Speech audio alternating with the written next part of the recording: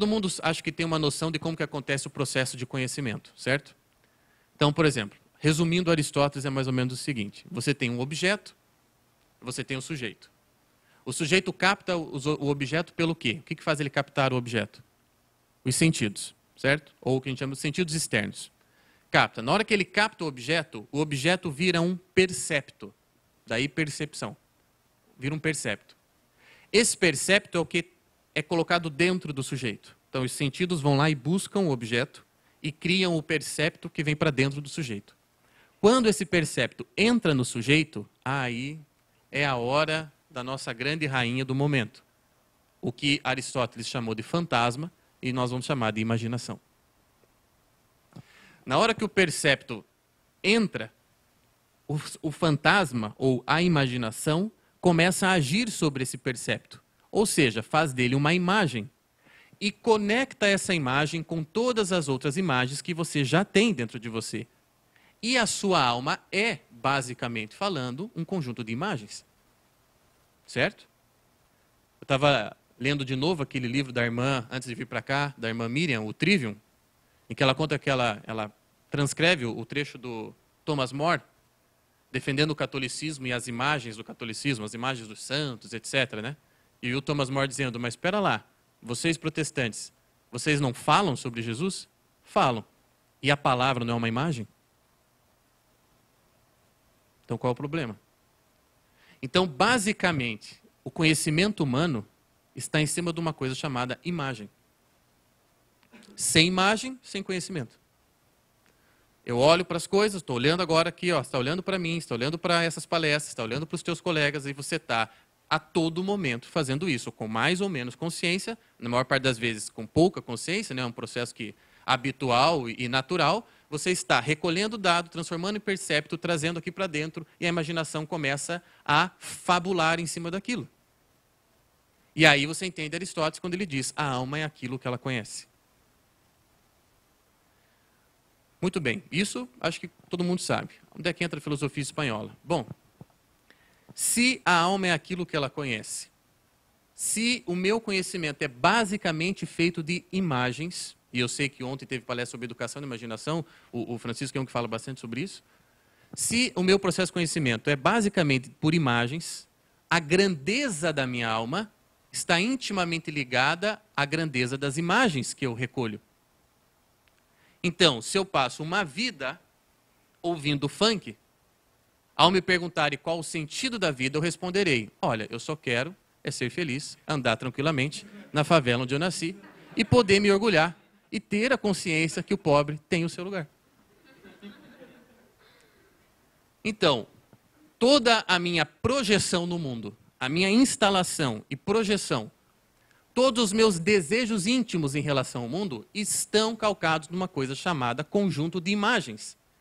Onde estão essas imagens? Numa outra coisa que é a face, é outra face da imaginação, diria Aristóteles, numa coisa chamada memória. Nós temos um fundo mnemônico. E toda vez que uma imagem nova é trazida, e o fantasma começa a trabalhar em cima daquilo, ela é conectada com todas as outras imagens que já estão no fundo. E viver é mais ou menos isso. A cada dia você está trazendo novas imagens para aquele fundo.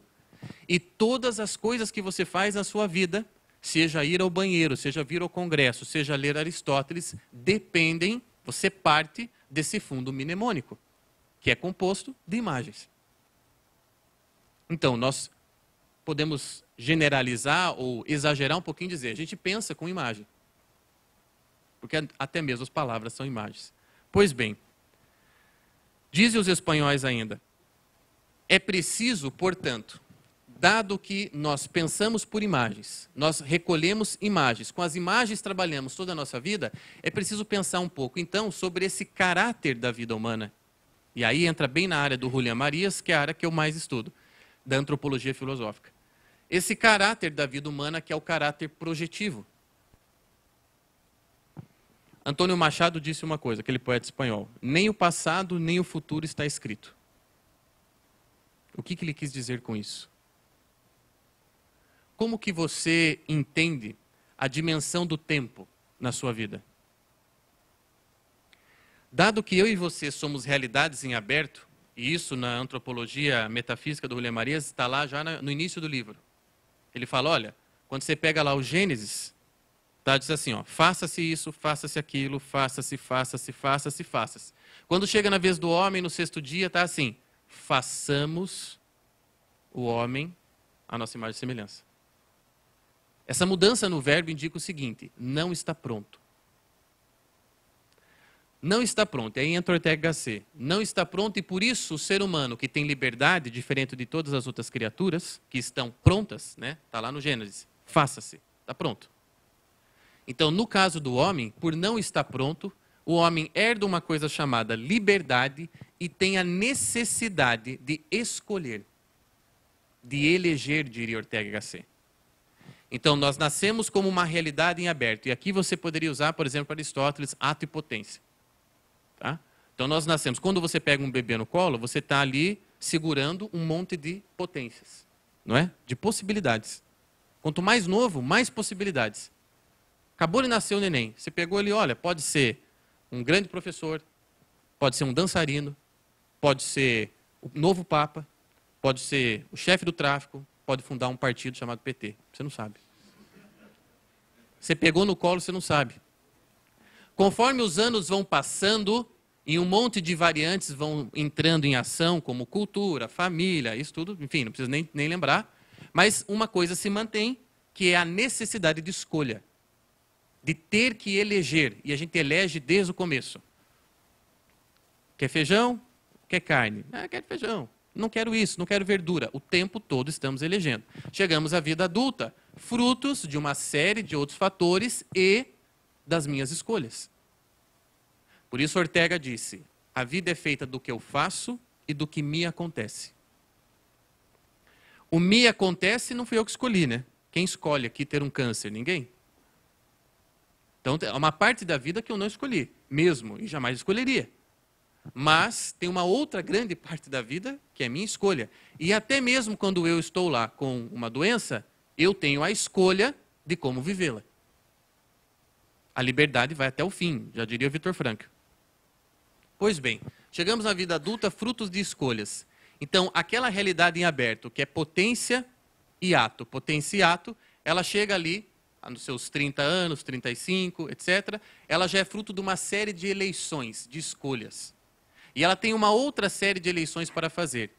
E toda escolha que ela faz realiza ou atualiza um aspecto do seu ser, que é aquele ser em aberto.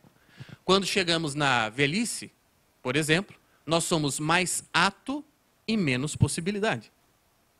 Não é verdade? Então, chegados aos 70, 80 anos, há uma série de possibilidades da vida humana que não existem mais para nós. Algumas continuam existindo, mas uma grande quantidade não existe mais. E aí você entende também o desespero que existe hoje, também na sociedade moderna, de manter certas possibilidades em aberto até o fim. Mas eu quero tal coisa com 60 anos, eu quero. Não importa se é bonito, eu quero. Não importa se é adequado, eu quero. Então, o natural da vida, conforme vamos envelhecendo, vamos atualizando certas coisas e deixando outras para trás que não poderão ser realizadas. E aí nós vamos tendo um ser, aí nós vamos adquirindo substância. Ortega disse, o homem não tem, já conhece essa frase dele? O homem não tem natureza, o homem tem história. Quer dizer, o homem não é pré-definido como realidade, diz Ortega Gasset. O homem vai fazendo a si mesmo. Fazendo. Por isso Ortega diz, há um gerundismo que impera na vida humana.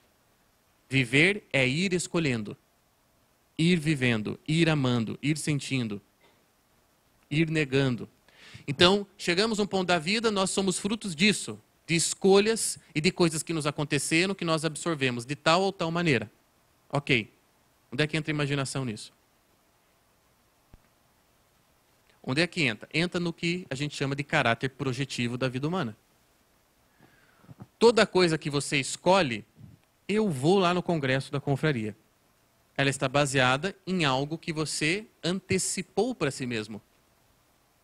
Você não teve que antecipar para si mesmo que seria bom vir aqui? Olha, você fez a tua inscrição, na hora que você estava fazendo a tua inscrição, você pensou, putz, acho que vai ser legal lá. Ele está fazendo a tua inscrição. Olha, acho que vai ser legal, vou lá assistir aquelas palestras, etc. Você estava antecipando coisas que não estavam presentes no momento. Você estava antecipando. As suas antecipações são a chave dos teus projetos.